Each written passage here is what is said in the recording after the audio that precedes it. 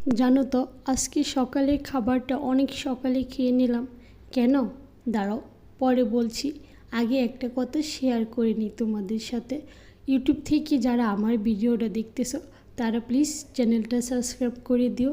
ইউটিউবে first blog দিলাম আমি, কেমন হলো তাও জানাতে পারো। ভুল ত্রুটি তোমরা কমেন্ট করো প্লিজ। আর তখন বললাম না যে সকালে আজকে খাবারটা খেয়ে নিলাম, তার কারণ জানো কি? আমাদের এইদিকে এক সপ্তাহ যাবৎ প্রচুর গরম, তবে গত রাত থেকে প্রচুর বৃষ্টি হচ্ছিল। আর আমার মেয়ে ঠান্ডা পেয়ে আজকে অনেক লেট করে ঘুম থেকে উঠে, আমি যদিও সকালে উঠতে যাই, কি করব, তাই ভাবলাম যে আমি নাস্তাটা করে নিই।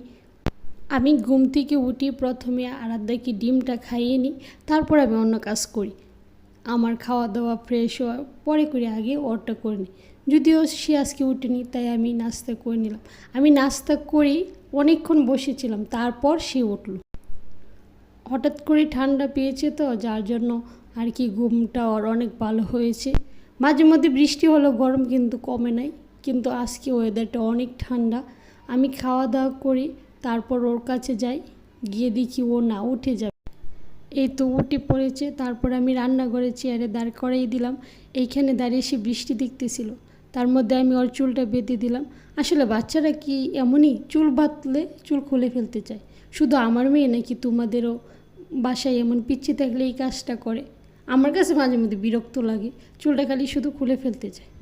এই তো তাকে দাঁড় করিয়ে আমি তার জন্য ডিমটা নিয়ে আসলাম।